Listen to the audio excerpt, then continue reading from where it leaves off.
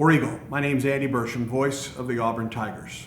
This is a weekend where we all thought that we would be in Nashville, Tennessee, watching Auburn men's basketball defend its SEC tournament championship. But with the events of this week, all athletic events on campus and Auburn's athletic and university campus is now closed through mid-April. And we come to you today from the athletic director's office, Allen Greene. Thank you for joining us on an unprecedented last few days for all of us, I would think. Yeah, you're right, Andy. Thank you, and I'm glad that we're going to have a chance to sit down and chat. You were in Nashville, Tennessee for the SEC men's basketball tournament when things really started to unfold. So if you wouldn't mind, can you kind of take us through the timeline of what went from a men's basketball tournament to a tournament with no fans present, to an NCAA tournament with no fans present, to no SEC men's basketball tournament, no NCAA basketball tournament, men or women, and then the spring sport, the spring championships being canceled as well? Well, what you described is something that none of us anticipated. I think we all knew in entering that tournament that there was going to be some discussion of COVID-19, and there was. So we have AD meetings every year at the men's basketball tournament, SEC basketball tournament, and so these meetings really didn't start out much different. Interestingly enough, we spent about an hour or so talking about ticket policy for people who may not feel comfortable being around large crowds at the tournament, and whether we were going to issue a press release about those who were more susceptible to the virus and their health, trying to figure out, should we refund their tickets if they didn't want to come? That was our discussion. We then paused after some time and then started talking about name, image, and likeness.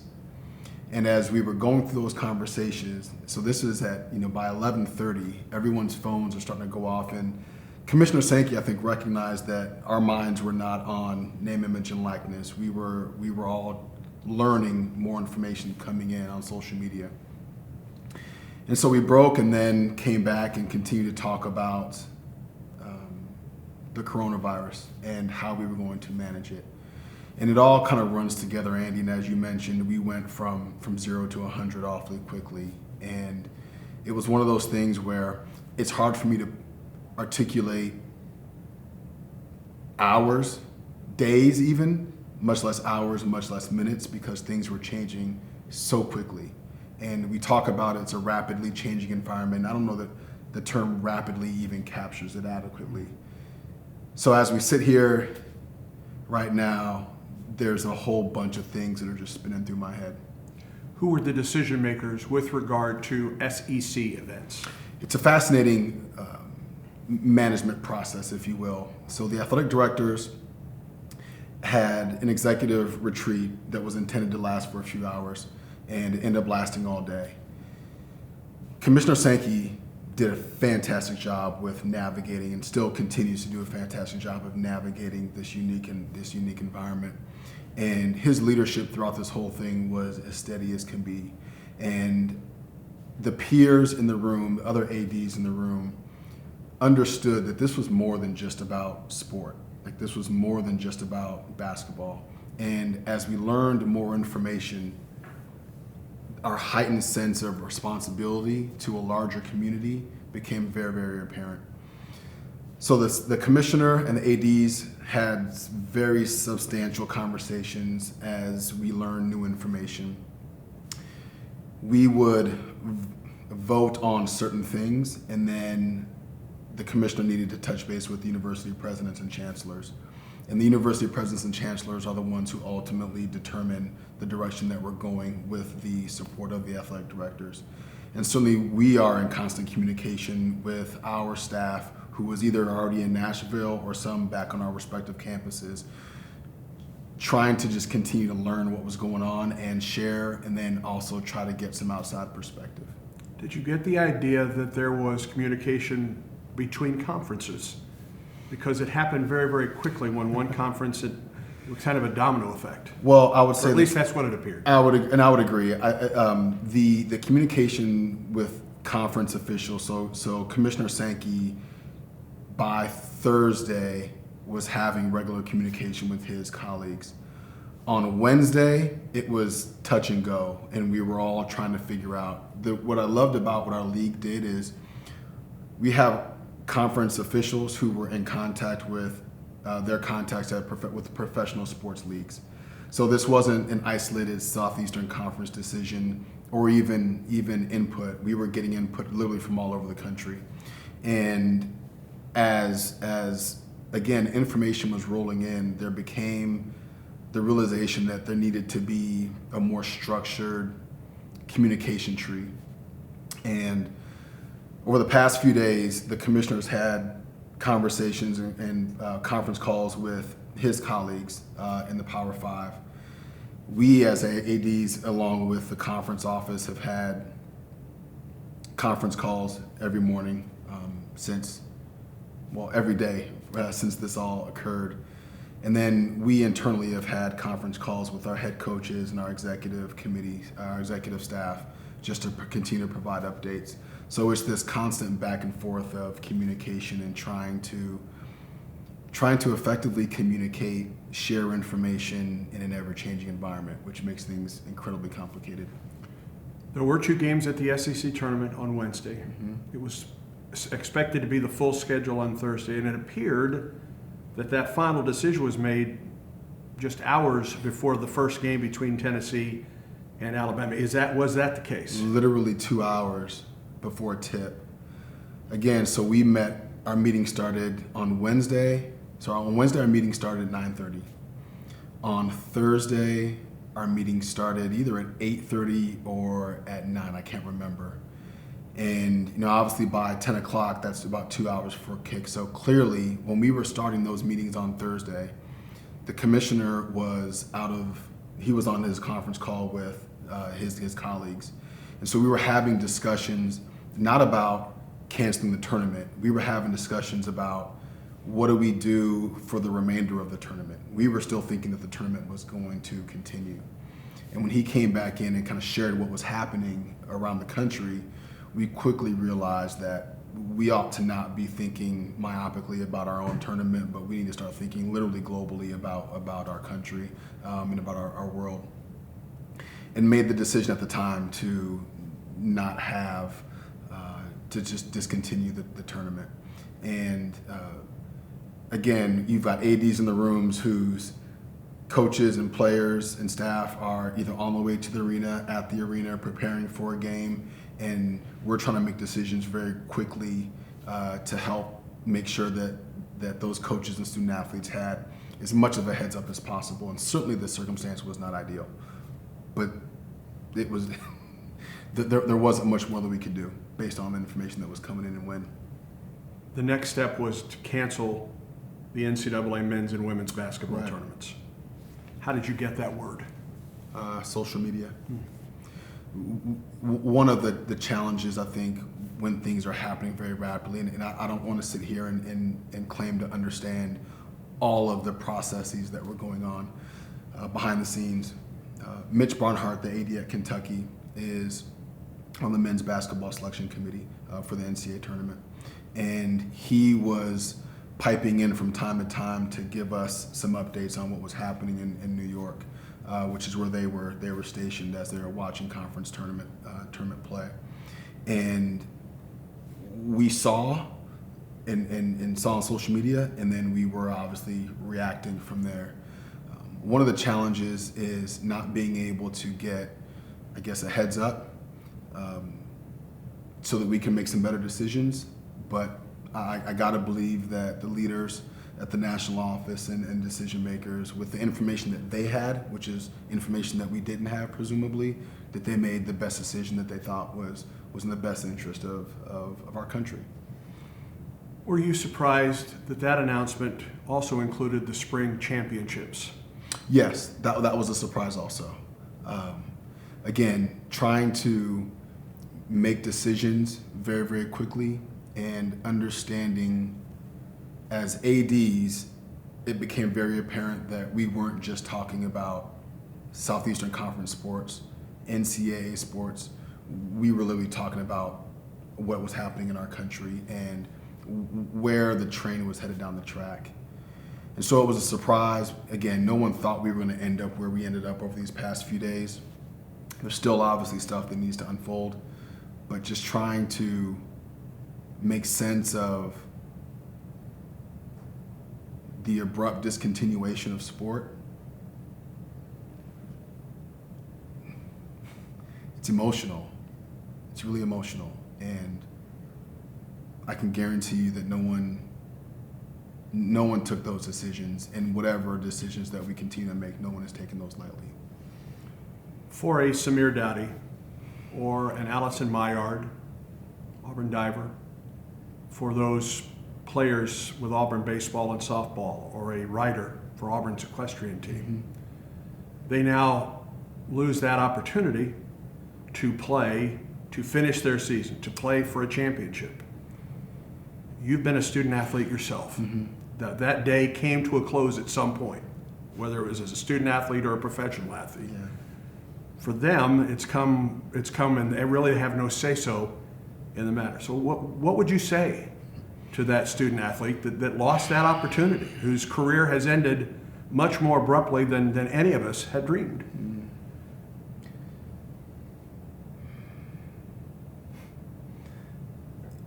In the moment, you're frustrated, you're disappointed, you're saddened. Usually, and we talked about this off camera a little bit, usually you have an idea of when your career is coming to an end. They had no idea.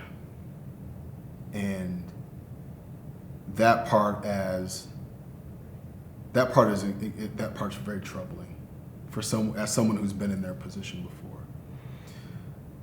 Having some power of perspective, if not playing a sport is the worst thing that happens in someone's life, life's still going to be okay. It's really, really hard to say that in the moment. It's still hard for me to even say that with perspective sitting here right now, because I know how much work all of our student athletes have put in to their respective sport, and to have it stripped away, it's not even, is it not ideal? In that context, in their world, it's very cruel, and I recognize that, and I wish we could have all come out with something different. But again, I think you have to, as the dust begins to settle, and as we begin to understand the gravity of this health crisis, sport is just such a small microcosm of the big picture. And it's going to take some longer to realize that than others. All right. Let's move forward now. Sure. I still have some questions with regard to that, but I want to move forward to the big picture, so to speak. How much have you been in on the conversation, the decision-making with regard just to Auburn University and closing the doors here and going to online instruction following the spring break, and then athletics role with regard to that at this point? Right. Well, from a university perspective, the institution has been having this discussion for several weeks now, and so it's not a surprise that academically we arrived at where we arrived. And we are an extracurricular activity in the grand scheme of things, right? It comes with a lot more responsibility, but at the end of the day, we're an extracurricular activity. And so our responsibility as an athletics department is to fall in line with the university. Our student athletes are students first and athletes second. So it was more about, okay, if the university is going to do this, then how do we manage that? And what does that mean for us? And there are still some questions out there that need to be answered. Lots of questions, actually, that need to be answered. But just thinking about our responsibility, and again, I have a little bit different perspective because I've been in Nashville for the past 3 days. I got home at about 10:30 last night, and the commissioner got home this morning as we were on our conference call. And so we've been hyper-focused on our student athletes, their health and safety and their well-being, and being responsible citizens, knowing that we're responsible for not only student athletes, not just coaches, but our staffs as well, and their families. And so it's not just my wife and my 3 kids, I'm thinking about you, I'm thinking about everybody. And so we have to really work hard to elevate our consciousness and not just focus on the smaller details of playing sport.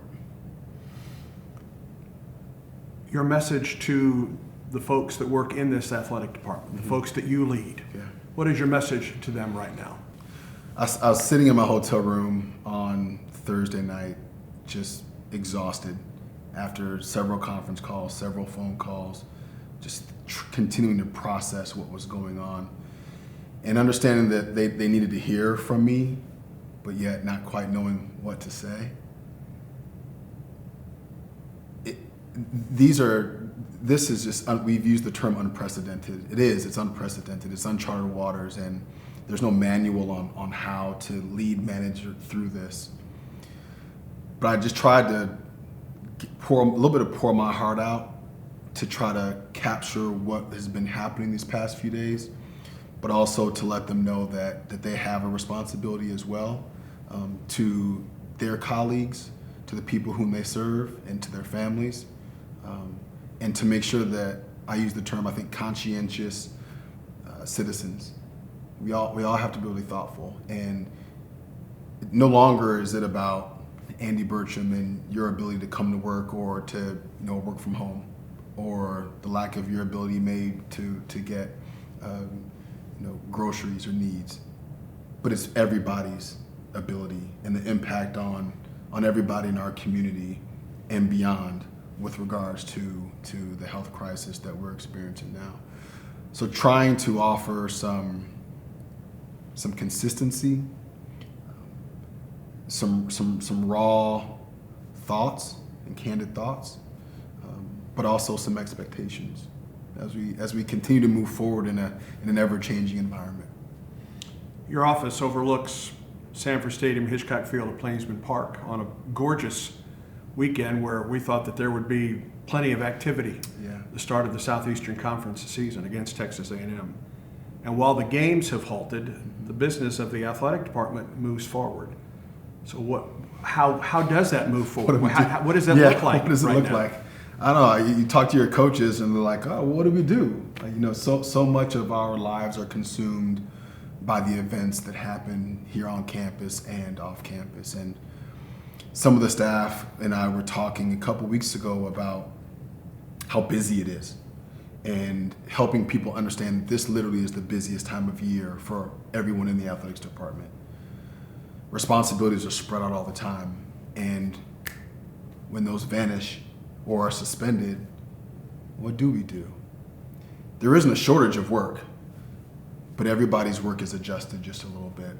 And so part of my responsibility will be to help our senior leadership team identify what our priorities are, so that these next few weeks we can continue to make progress in some of the longer range versions of longer range items that we need to accomplish.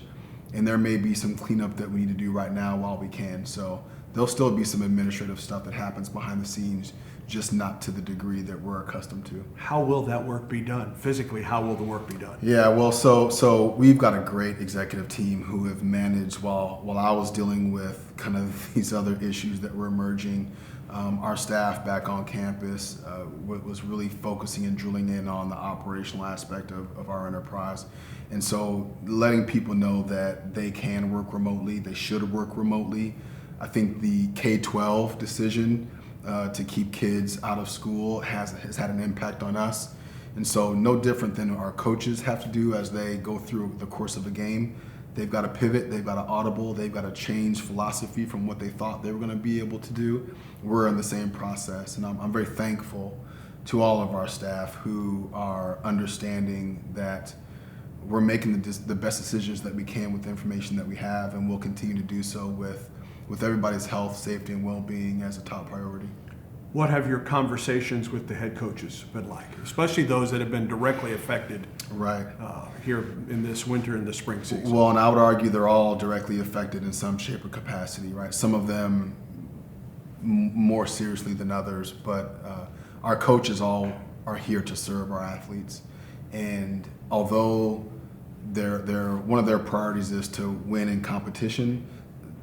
Their main priority is to win in life and to help our student athletes win in life. And this, I think, it's a shocking reality, number one, and getting over that shock of the path that we have gone down catches everybody a little bit differently.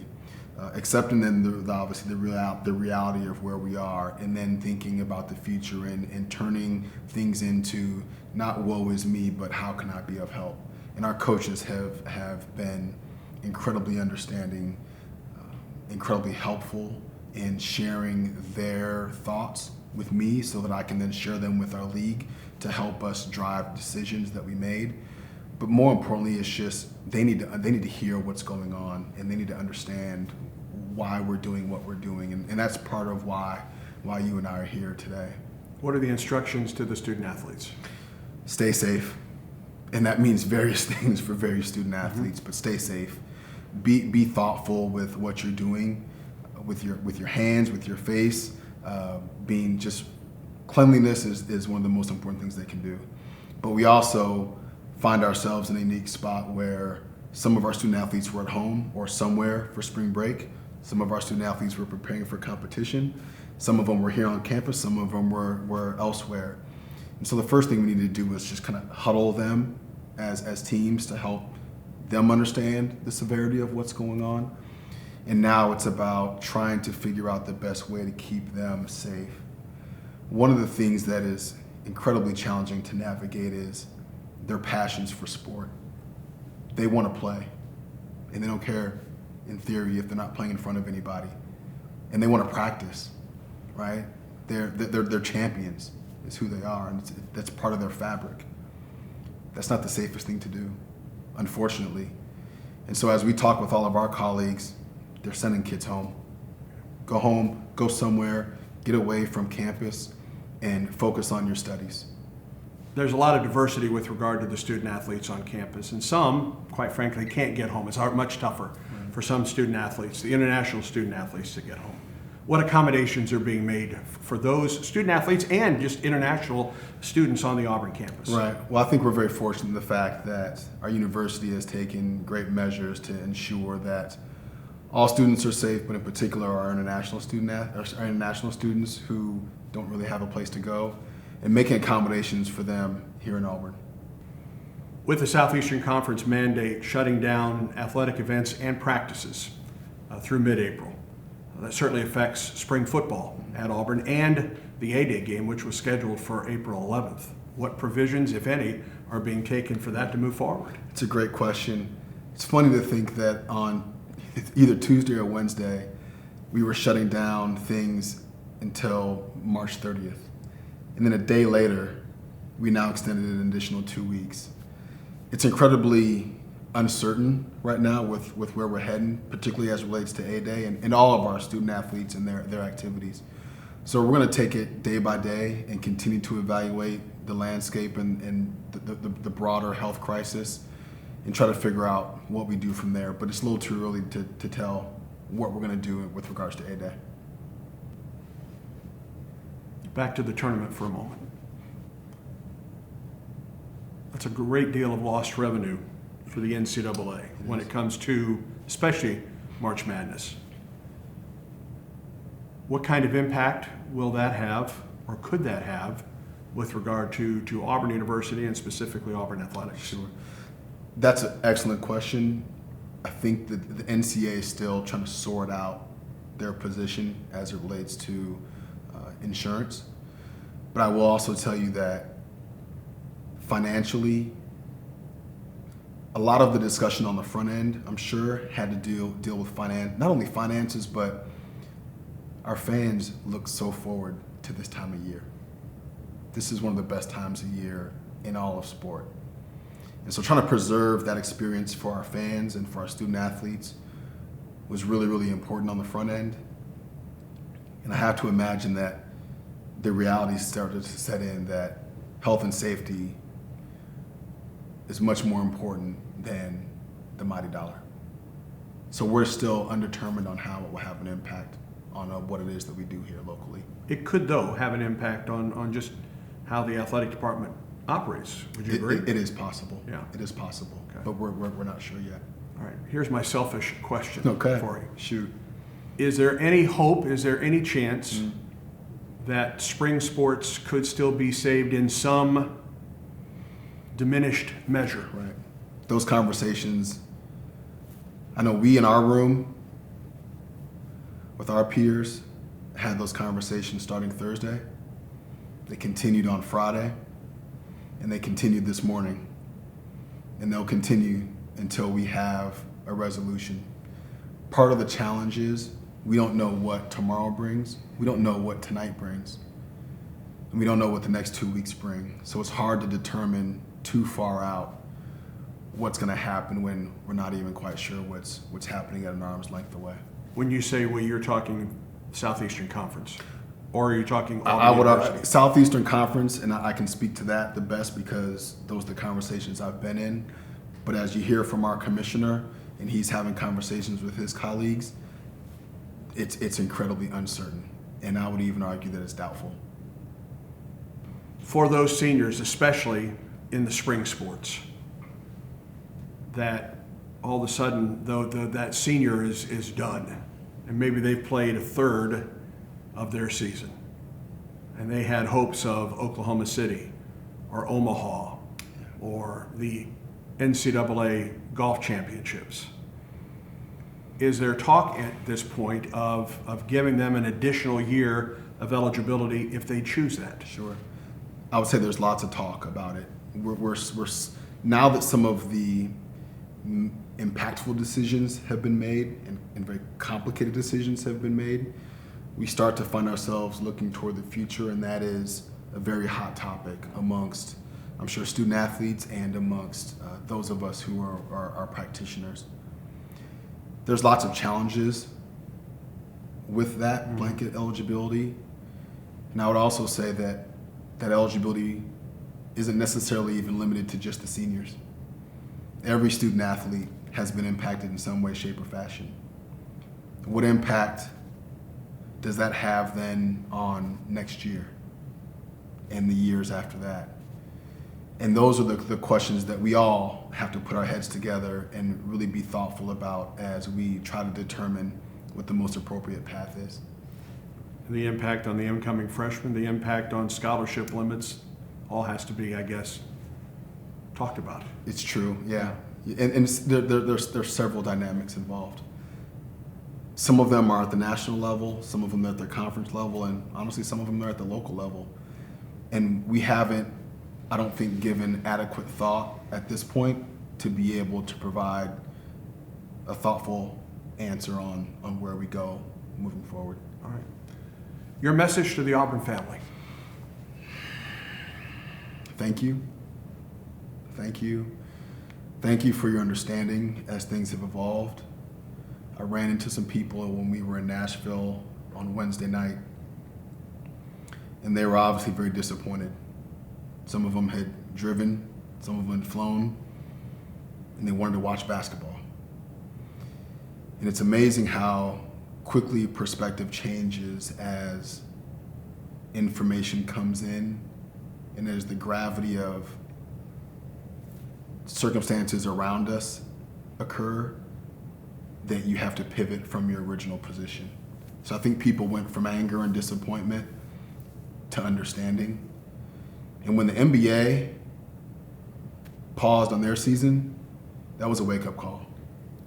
And I think the unique thing for sport, whether it be at the college level or at the professional level, it's got a unique place in our society. People are incredibly passionate about sport. It's the constant binder, if you will. And so when we don't have it, we all feel empty. And we want it back. Everybody wants it back. Mm-hmm. But the health and safety of the people in our country, the people across the world, is plenty important enough. And sport, at some point in time, will come back and fill our hearts again and our passions again. I'm thankful for the Auburn family and their understanding. I'm thankful for our student athletes who have handled this in such a mature fashion. I don't think enough credit goes to our student athletes. I've only had the chance to speak face to face with our basketball players on the bus before they headed back to Auburn. I just apologized. There are things that are beyond our control. This one happens to be significant, but this won't be the first time that things happen to all of us that it's beyond our control. I'm sad. I really am. We're here to support young people. It's difficult when you're not able to do that. But I do it, Andy. I appreciate the opportunity to kind of sit down and talk about some of these issues. It's actually been therapeutic to sit down and talk for me personally, to just sit and talk about these things. And I hope it's been somewhat beneficial for our student athletes, our staff, and our fans, because communication has been incredibly challenging in these past few days. I look forward to the day when it returns. You and me both. War Eagle. War Eagle.